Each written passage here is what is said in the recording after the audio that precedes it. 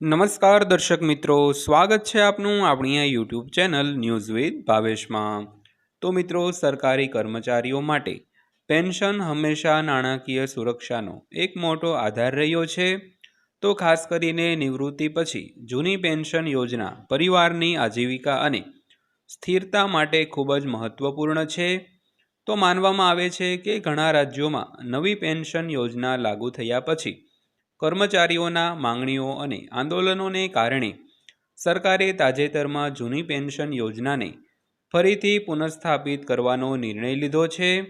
તો આનાથી લાખો કર્મચારીઓ અને તેમના પરિવારોને ભવિષ્ય માટે એક નવી આશા અને રાહત મળી છે મિત્રો। તો મિત્રો, ખાસ કરીને પેન્શનરો અને સરકારી કર્મચારીઓ માટે ખૂબ એવો અગત્યની માહિતીનો વિડીયો એટલે કે જૂની પેન્શન યોજના વિશેનો વિડીયો। તો મિત્રો, આજના વિડીયોમાં આપણે જૂની પેન્શન યોજના માટે જે રાજ્ય સરકારે એક નવી યોજના શરૂ કરી છે અને એક નવી જાહેરાત કરી છે, તો તેના લીધે પેન્શનરોને પેન્શન માટેની સંપૂર્ણ ગેરંટી આપવામાં આવી છે। તો જેની આજના વિડીયોમાં આપણે વિગતવાર વાત કરવાના છીએ, એટલે વિડીયો તમે ખાસ અંત સુધી જોઈ લેજો મિત્રો। તો સૌથી પહેલાં વાત કરીએ તો નવી પેન્શન યોજનાની તુલનામાં એટલે કે એનપીએસની તુલનામાં જૂની પેન્શન યોજનામાં ગેરંટીકૃત નિશ્ચિત રકમ, કૌટુંબિક પેન્શન અને સત્તાવાર નિવૃત્તિ લાભો જેવી ઘણી સુવિધાઓ ઉપલબ્ધ છે। તો હવે નવી સરકારી જાહેરાતોમાં નિવૃત્તિ પછી કર્મચારીઓને છેલ્લા પગારના 50% સુધી પેન્શન આપવાની શક્યતા પર વિચાર કરવામાં આવી રહ્યો છે। તો ચાલો જાણીએ કે જૂના પેન્શન યોજનાના નવા નિયમો, ગેરંટી, પાત્રતા અને લાભોની સંપૂર્ણ વિગતો મિત્રો। તો મિત્રો, ખાસ કરીને એનપીએસની સરખામણીએ ઓપીએસમાં ઘણા બધા એવા જે લાભો છે તે સુનિશ્ચિત કરવામાં આવ્યા છે। તો ખાસ કરીને ગેરંટીકૃત નિશ્ચિત રકમ, કૌટુંબિક પેન્શન અને સત્તાવાર નિવૃત્તિ માટેના લાભો જેવી ઘણી સુવિધાઓ છે તે ઉપલબ્ધ કરવામાં આવી છે। તો હવે નવી સરકારી જાહેરાતોમાં અનિવૃત્તિ પછી કર્મચારીઓને છેલ્લા પગારના 50% સુધીનું પેન્શન આપવાની શક્યતા છે। તો ચાલો આ જૂના પેન્શનના જે નવા નિયમો છે તેમજ ગેરંટી છે તેમજ પાત્રતા અને લાભોની સંપૂર્ણ વિગતોની ચર્ચા કરીએ મિત્રો। તો ત્યારબાદ વાત કરીએ તો જૂની પેન્શન યોજના 2025। તો જૂની પેન્શન યોજના એટલે કે ડિફાઇન્ડ બેનિફિટ પેન્શન સ્કીમ 2004 સુધી કેન્દ્ર અને રાજ્ય સરકારી કર્મચારીઓ માટે લાગુ હતી। તો આમાં નિવૃત્તિ પછી કર્મચારીઓને તેમના છેલ્લા મૂળભૂત પગારના 50% અને મોંઘવારી ભથ્થાને આજીવન પેન્શન તરીકે મળે છે। તો નવી પેન્શન યોજના સાથેનો તફાવત એ છે કે ઓપીએસમાં દર મહિને મળનારી રકમ હોય તે નિશ્ચિત હોય છે। તો જ્યારે એનપીએસમાં રકમ બજાર પર આધાર રાખીને રોકાણ દ્વારા બદલાતી રહે છે મિત્રો।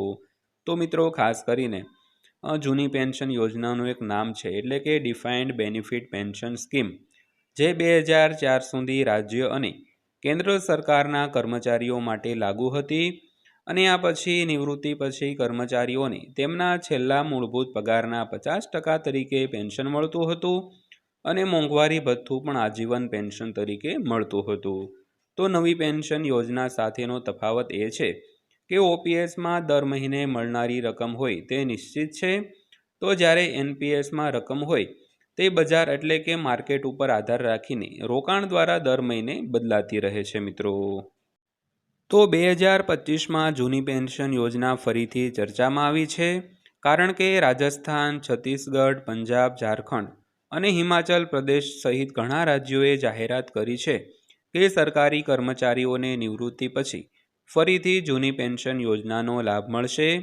તો કેન્દ્ર સરકારે એક નવો રોડમેપ તૈયાર કરવાનું અને 50% પેન્શન ગેરંટી જેવી જોગવાઈઓની સમીક્ષા કરવાનું પણ શરૂ કર્યું છે। તો ખાસ કરીને હવે નવી નીતિ હેઠળ કર્મચારીઓને તેમના છેલ્લા પગારના 50% આજીવન પેન્શન આપવા પર ભાર મૂકવામાં આવી રહ્યો છે। તો આનાથી કર્મચારીઓની નાણાકીય સ્થિરતા વધશે મિત્રો। તો મિત્રો, ખાસ કરીને 2025માં એટલે કે આ વર્ષમાં ઓપીએસ એટલે કે ઓલ્ડ પેન્શન સ્કીમ જૂની પેન્શન યોજના ફરીથી ચર્ચામાં આવી છે, કારણ કે રાજસ્થાન છે, છત્તીસગઢ, પંજાબ, ઝારખંડ અને હિમાચલ પ્રદેશ જેવા ઘણા રાજ્યો છે તે પોતાના કર્મચારીઓને જૂની પેન્શન યોજનાનો લાભ આપવાની છે અને ખાસ કરીને કેન્દ્ર સરકારે એક નવો રોડમેપ તૈયાર કરવાનું અને 50% પેન્શન ગેરંટી જેવી જોગવાઈઓની સમીક્ષા કરવાનું પણ શરૂ કર્યું છે. તો હવે નવી નીતિ હેઠળ વાત કરીએ તો કર્મચારીઓને તેમના છેલ્લા પગારના 50% આજીવન પેન્શન મળે તે માટે સરકારે વિશેષ જોગવાઈ કરી છે. અને આનાથી કર્મચારીઓની આવકમાં છે તે વધારે સ્થિરતા દર્શાશે મિત્રો. તો ત્યારબાદ જોઈએ તો જૂની પેન્શન યોજનાનો લાભ કોને મળશે. તો જૂની પેન્શન યોજનાનો લાભ ફક્ત તે કર્મચારીઓને જ મળે છે જેઓ 1 જાન્યુઆરી 2004 પહેલાં સરકારી નોકરીમાં જોડાયા હતા. તો 2025માં જે રાજ્યમાં ઓપીએસ પુનઃસ્થાપિત કરવામાં આવ્યું છે ત્યાં એનપીએસ હેઠળ ભરતી કરાયેલા કર્મચારીઓને પણ ઓપીએસ પસંદ કરવાનો વિકલ્પ આપવામાં આવી રહ્યો છે. જો કે ચોક્કસ નિર્ધારિત શરતો પૂરી થાય લાયકાત માટે જરૂરી છે. તો કર્મચારીઓને સરકારી સેવામાં કાયમી ધોરણે નિયુક્ત કરવામાં આવે તો તેનો સેવા સમયગાળો ઓછામાં ઓછો 10 વર્ષનો હોવો જોઈએ અને તેની સામે કોઈ ગંભીર દંડનીય કાર્યવાહી બાકી ન હોય. તો જૂના પેન્શન હેઠળ ફક્ત સરકારી, અર્ધ સરકારી, શૈક્ષણિક અને કેટલીક સ્વાયત્ત સંસ્થાઓના કર્મચારીઓને જ આ લાભ મળે છે. તો જો સેવા દરમિયાન મૃત્યુ થાય અથવા તો કાયમી અપંગતા થાય તો તેમાં આશ્રિતો અને પરિવારો માટે પેન્શન અને કૌટુંબિક પેન્શનની જોગવાઈ છે. તો આ માટે પરિવારની આજીવિકા સુનિશ્ચિત કરે છે મિત્રો. તો મિત્રો ખાસ કરીને જૂની પેન્શન યોજનાનો લાભ જે તમામ રાજ્યના અને કેન્દ્રના કર્મચારીઓ હોય અને સ્વાયત્ત સંસ્થાના કોઈ કર્મચારીઓ હોય, અર્ધ સરકારી હોય, ફક્ત સરકારી નહીં પણ ફક્ત આ જે બધા કર્મચારીઓ છે તે બધાને જૂની પેન્શનનો લાભ મળે જેના લીધે તેમના આશ્રિતો અને પરિવારો માટે પેન્શન અને કૌટુંબિક પેન્શનની જોગવાઈ છે તે પૂરી કરી શકાય અને પરિવારની આજીવિકા સુનિશ્ચિત કરી શકાય મિત્રો. તો મિત્રો વિડીયો અંત સુધી જોવા બદલ આપનો દિલથી આભાર.